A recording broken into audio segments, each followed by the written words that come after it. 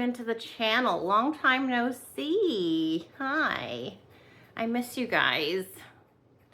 I'm a wreck right now. I'm dirty. I'm in the middle of cleaning the house. I'm gonna sneeze. My allergies are off the charts. But welcome. My name is Audrey. If you're new here, perhaps you found me from my other channel, which is the crime channel, where we're talking about Charlie Kirk. It's a very serious crime, not cool. So if you're interested in true crime from the perspective of a psychic, moi, c'est moi, oui, go check out that other channel. It's interesting, if nothing else. If you don't believe in psychics, that's okay. Anyway, so this is what I look like without makeup. I'm hot and sweaty. It's finally starting to cool down. I live in California. If you're new here, and it's, we've been having the air conditioner on all day, every day for 8 months, 10 months. I don't know. I'm not turning the air on yet this morning. I have the back door open. I've been really busy.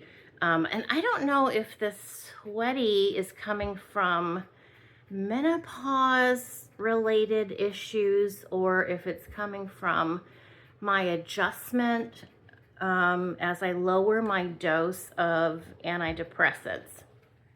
So again, if you don't know, buy my book. That's all I can say. I have a memoir. It just explains everything about me. Lots of anxiety, lots of disorders, panic disorder, agoraphobia, you name it, arachnophobia, I'm afraid. Sometimes I feel like Charlie Brown. It's like, I'm afraid of everything. I'm afraid to leave the house. No, I'm actually not afraid to leave the house anymore, but that was a real thing, and that was a living hell. And that's from having agoraphobia. Anyway, so lots to catch up on. So let's talk about the anxiety and disorders and medications. So I've been on medication my entire life, with the exceptions of during pregnancy. From the age of 15 till currently, I've been on one particular medication. And then about maybe 10 years ago, my psychiatrist added in a second medication because the first medication is dangerous, apparently, and I had to cut that dosage in half. So I've been on the cocktail for about 10 years. Well, as I wrote the book and went through the process of narcissistic abuse recovery, I've discovered, you know what? I don't have the problem, okay? It's not me, it's them. And because they are no longer in my life, I don't need medication. Why am I medicated for something that doesn't exist anymore? So, I mean, that's the general feeling I have about it. So I decided, I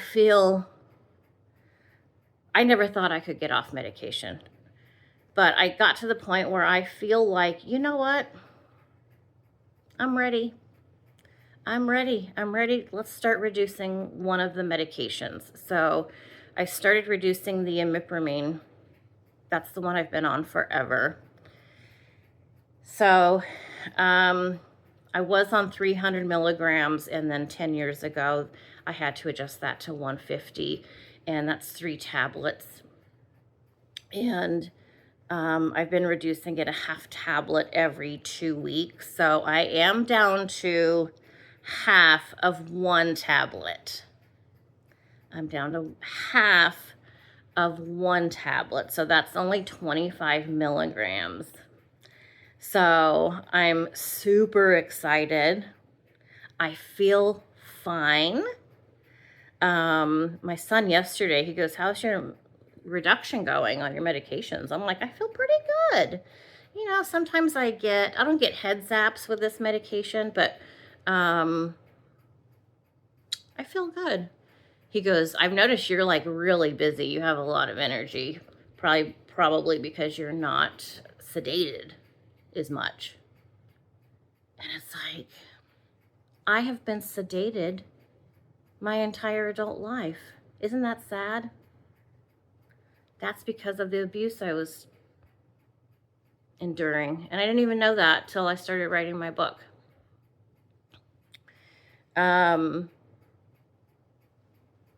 Yeah, but that's okay. I'm going to get that time back. I believe that.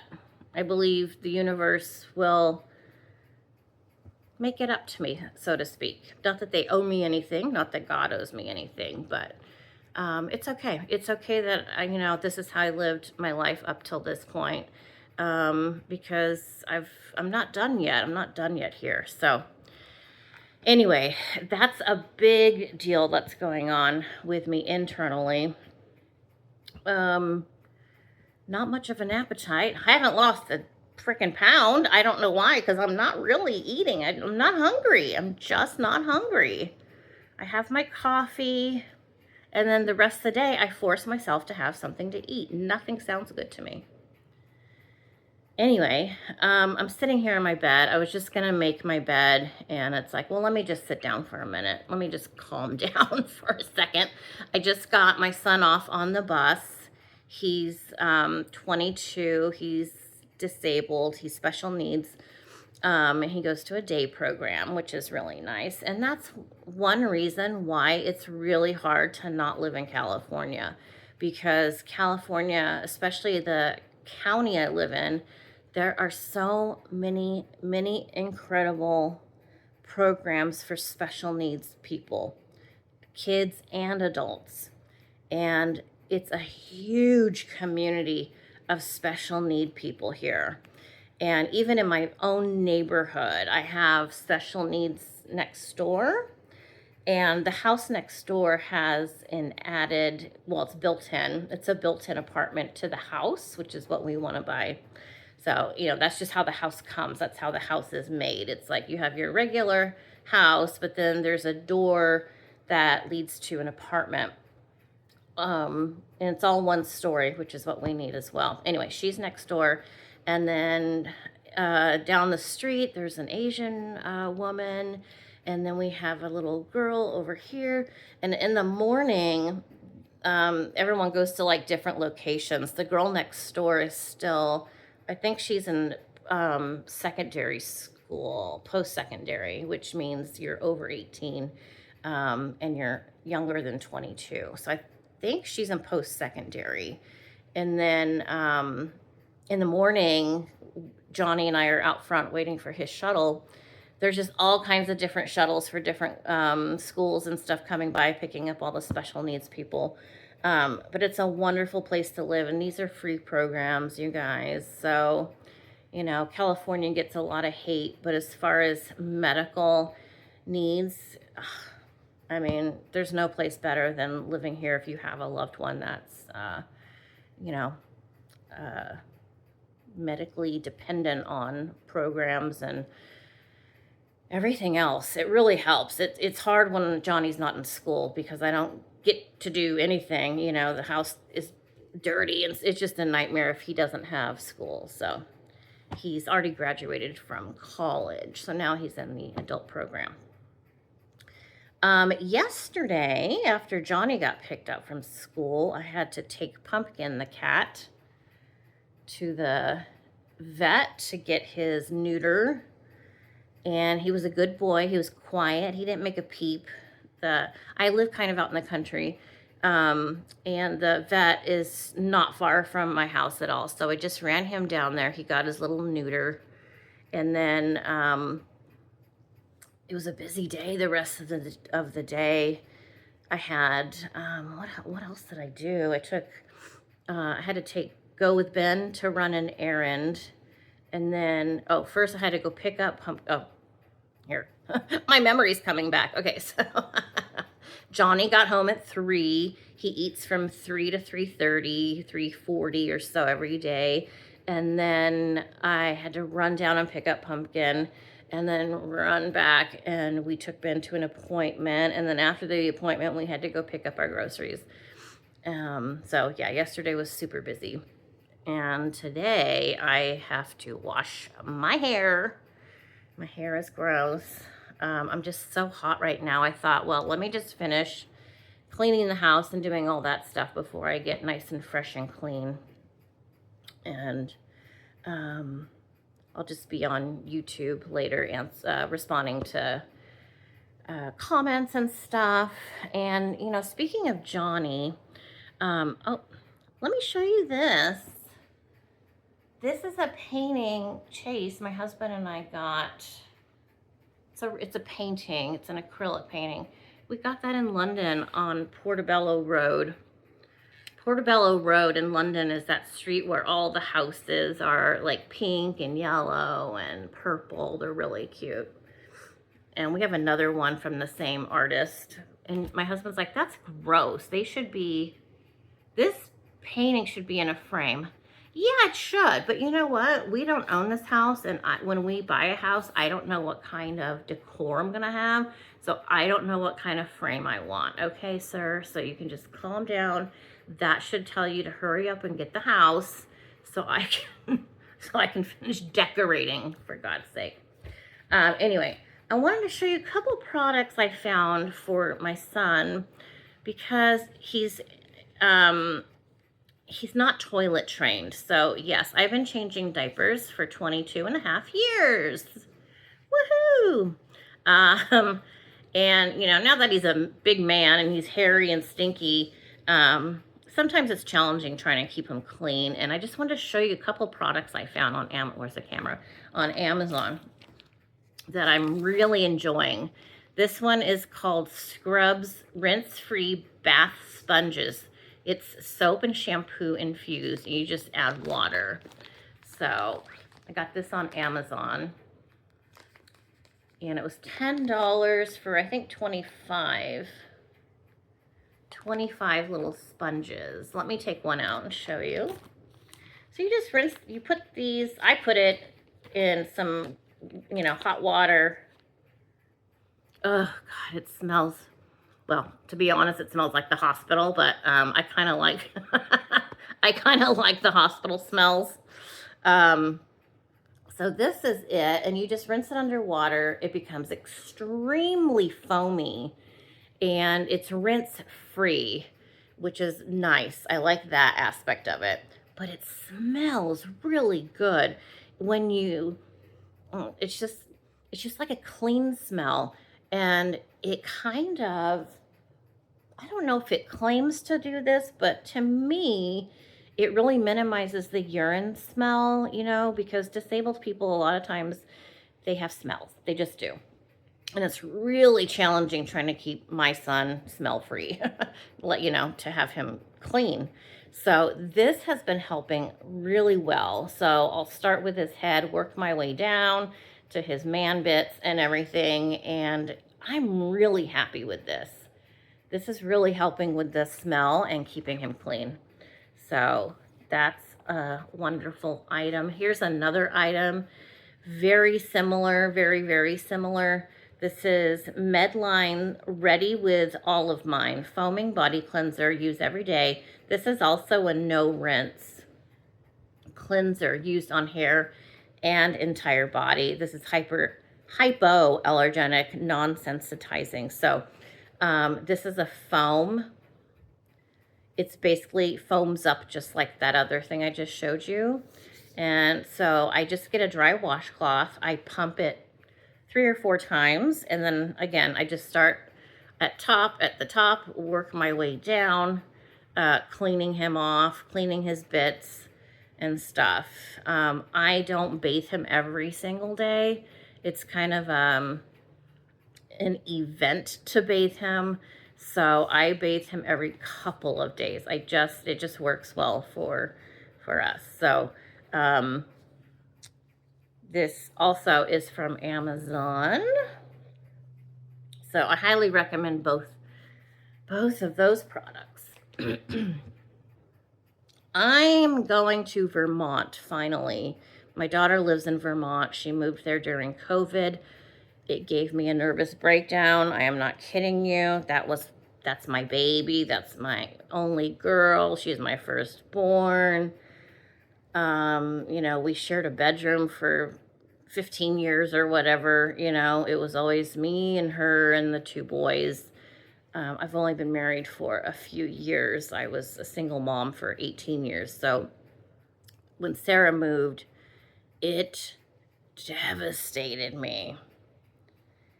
And if I think about it, I get upset about it still. But I've had to sort of teach myself how to really desensitize myself and comfort myself and let go. This isn't something I thought would ever happen. I never pictured her gone. I mean, when we lived in San Jose, she lived in Fremont with her partner for a little while. And that was like 45 minutes away. That gave me a heart attack. I mean, not really, but that was hard, having her 45 minutes away. But to be honest, she didn't even really want to spend time with me at that point. Just because, she was in her early 20s and she was, getting her life set up and whatever, for whatever reason. That's just Sarah. So I am going to Vermont next week. I'll take you guys with me. I'm going to show you around the new house, her new property that they bought during their wedding weekend. They got married September last year, and during the wedding, they were finalizing the purchase of their new house. It's not new, but new house to them. So excited to see her and my son-in-law and my granddogs, Arwen and Alistair. They're so cute. Alistair's my buddy. So Alistair is my son-in-law's dog, and he's so cute. He's so cute. He's some sort of like labradoodle or something. I'm not sure. But he looks really large, but then he sits on your lap. So he literally, you'll see him. He'll sit on my lap. I'll do videos with him. He'll be sitting on my lap. I'm a little nervous to walk around the property because there's a bear. They have one bear that they know of, and it's like, well, I was going to ride the golf cart around and go check out everything because there's like 2 ponds and a couple of barns, and I was just going to go explore. But now that I know there's a bear, and this particular bear isn't huge, but there's got to be another bear around there somewhere. So now I'm just freaking out. I don't think I can go by myself. I'm too chicken. Not looking forward to the flight. The flights to Vermont are a nightmare. They always are. There's no direct flights from the West Coast. So I have to fly to Denver at 5:30 in the morning. That's the flight time. 5:30. That's the only flight in the morning. 5:30. Ugh. So I fly to Denver, and then I fly to Burlington International. So anyway, I'm excited to see my daughter. I'm taking her a couple of quilts from I think one's from my mom, even though we're estranged with my parents, my family, basically. I still want my daughter to have one of my mom's quilts. I mean, she'll get more than one, but I'm taking her one, and then I'm taking her a quilt my grandma made. So I'm taking the massive size suitcase to fit in those quilts. And then I have so much of Sarah's baby stuff still. So I'm going to take her some of her baby stuff now that she's a married lady.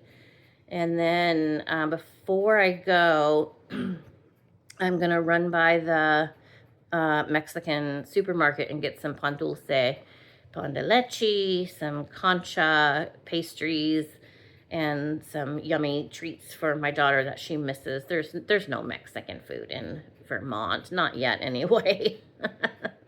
I think my daughter's the only Mexican in Vermont. She's only a quarter Mexican. I'm half Mexican. My mom's Mexican. So anyway, I'm taking her some sweets. And what are we doing? I know we're going to go to Boston one day. It's a 2.5 hour drive. Not bad. Not bad at all. Vermont to Massachusetts. Yeah, it's 2.5 hours, and it's beautiful. Wait till you see. I'll take you on the drive. You'll spend the whole day with us in Boston. I don't think we're going to have time to go to Canada. I will take my passport just in case, but I don't know if we're going to have time. My daughter's actually taking time off work this visit to hang out and do stuff. Vermont has the best thrift shops, okay? And since I'm taking my big, huge suitcase, oh, guess what? Guess what I'm doing? I'm going to go thrifting. Also, New Hampshire. New Hampshire has a thrift shop called, I think it's called Listen. Listen. Listen. Yeah. Oh God, it's a big store and everything's so inexpensive. And then there's a thrift shop in Randolph, Vermont, where my husband and I had bought a house. There's a little hospital thrift store there. Everything is so cheap. Oh my God. Beanie Babies are like 10 cents. Everything's 25 cents, 50 cents. So I gotta go shopping, you guys. So I'm excited about that too. So that's, I'm leaving Wednesday for that trip. I gotta pack, and I'm excited because it's cold there. I'm really excited to have some cool weather. I've been a hot mess like this for months and months and months. I'm so hot all the time. But I don't think it's hot flashes. It doesn't feel like hot flashes. You know, those hot flashes come from your soul and they boil up and then they come out the top of your head. Not having that problem, thank goodness. I'm still on the HRT, the hormone replacement therapy. And if you're debating whether or not you should take hormone replacement therapy, I cannot advise you high enough recommendation to do it. I do a patch and a pill. I do the estrogen pill at night, and it's given me my life back. I'm not being dramatic. I'm not being dramatic at all.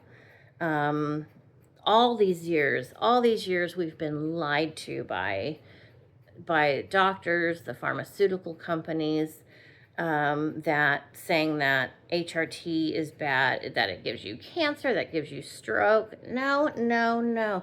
There's so much new evidence. There's a Dr. Haver, I think her name is Mary Claire Haver, out of Houston. She's written a book. She's now been on all TV, and I follow her on social media, and you have to watch her. She will explain everything, why it is not only safe to take HRT, but it's healthy for women who are in and over menopause. And, you know, it's for heart health. I mean, just everything. Women have been lied to for so many years.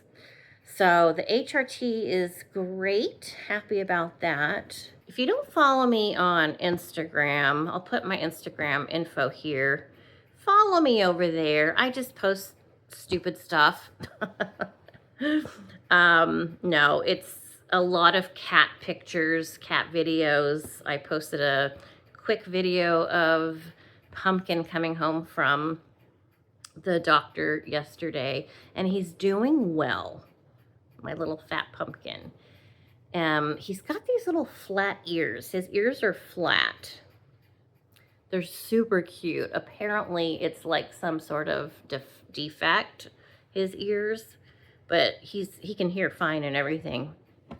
So he's not wearing a cone.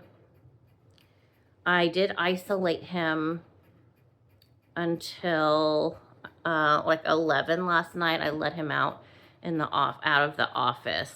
So in the office, we have connected to the window, we have a catio. So he could technically go outside and be in the catio outside, but I had to separate him from the rest of the cats. It's really weird because we had Pepper fixed a couple months ago, his brother, Pepper.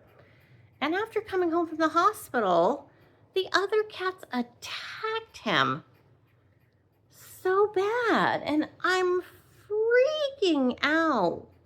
Like, what is happening?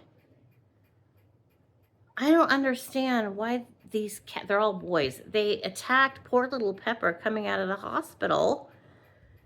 And then, so that was shocking. So we had to keep him isolated for like 2 days.